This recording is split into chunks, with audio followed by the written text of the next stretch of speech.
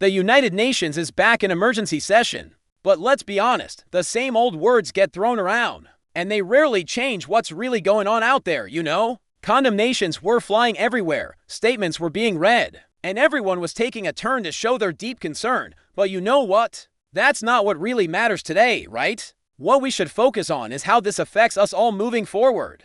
What really matters is what went down before those speeches and what it means for the future. Russia just fired off a ballistic missile that can go hypersonic speeds. Wild, right? Not really something you'd want to see in a battlefield, right? Not just a defensive move, but a bold step forward, you know? It's all about sharing a message that really resonates with everyone, you know? This was a total escalation, totally planned out and super obvious, you know? Moscow has been treating international outrage like it's just background noise for years now, right? I mean, think about its sanctions, resolutions, emergency meetings. None of it has ever really put the brakes on the Kremlin's plans. It's almost like they've got a business as usual sign hanging up. And honestly, when the United Nations holds a session, it often feels like just another box checked on a long list of warnings they've ignored. Like, why even bother? Remember the Crimea situation? That was huge. Yet here we are, still waiting for real accountability. It's super frustrating, isn't it? You just can't help but wonder when, or if, any of this will ever change. This time, though, things are feeling a bit different, you know? Washington's response was anything but routine. It was clear, direct, and powerful. The missile launch is being called out for what it really is, a risky move that could blow the war wide open and totally mess up any chance we have left for peace talks. It's a serious situation, you know. That really matters, you know. It's a huge turning point for all of us. It's like we're stepping into a whole new chapter together.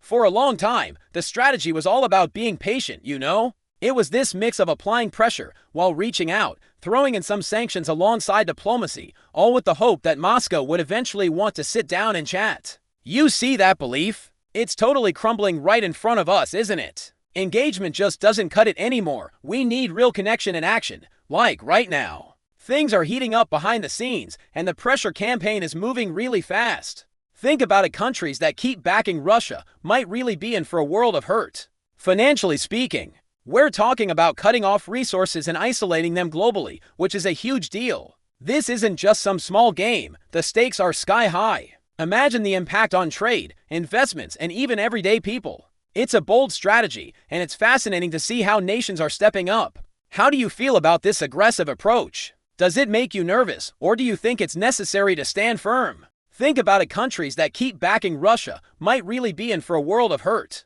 Financially speaking, we're talking about cutting off resources and isolating them globally, which is a huge deal. This isn't just some small game. The stakes are sky high. Imagine the impact on trade, investments, and even everyday people. It's a bold strategy, and it's fascinating to see how nations are stepping up.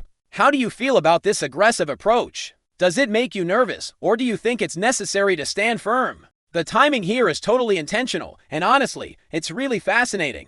After months of stalled diplomacy, alignment has quietly formed between Washington and Kyiv. On ceasefire terms, on post-war security guarantees, on the future shape of European defense. One side is totally gearing up to strike a deal, and it's super exciting, right? One side is launching missiles, and it's causing a whole lot of chaos. That pretty much sums it all up, doesn't it? Everything you need to know. Moscow's not really looking for peace at the moment, and that's super obvious. Moscow is really trying to gain some serious leverage here, you know? It's like they're making all these moves to boost their influence and show they mean business. But here's the deal for the Kremlin. Leverage only works when you're actually winning, right? Honestly, it's super obvious Russia is really struggling right now, and it shows. Not in a military way, you know? There are definitely other approaches we can take. It's just not working out financially, you know? Times are really tough out there. Everything feels so expensive, and it's a struggle to keep up. Just being honest here, you know? No politics, just keeping it real and simple. On the battlefield, losses are staggering.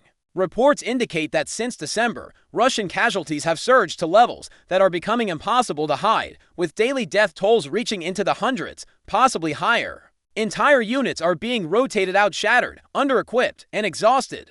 Out on the ocean, Russia's shadow fleet, that sneaky tanker network trying to dodge sanctions and keep the oil money rolling in, is getting hunted down and shut down. Insurance denied, ports closed, routes totally disrupted. Cash flow, it's drying up fast.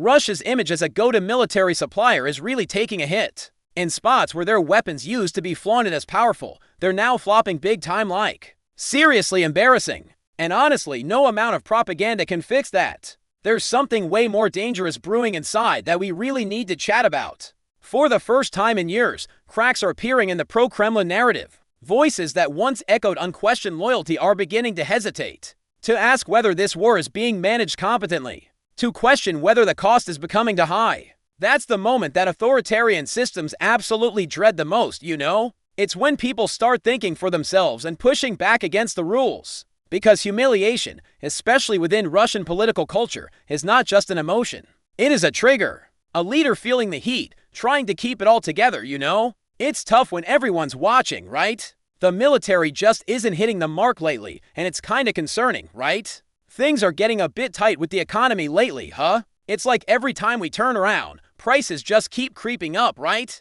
It feels like everything's getting tighter out there, right? Just closing in on us. When the Kremlin feels backed into a corner, it never just backs down quietly.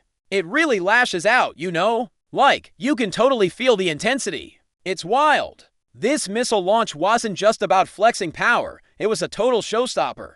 It felt like I was watching insecurity unfold right there in real time. It's a signal that's totally designed to freak you out, you know? It's like a warning that makes your heart race. It's a warning designed to chill any pushback or disagreement, you know? Turning up the heat might just get them to change their minds, right? Gambles can totally go either way, you know? Sometimes you win big, sometimes you lose. Instead of backing down, the response has hardened. Instead of slowing the conflict, the pressure is intensifying.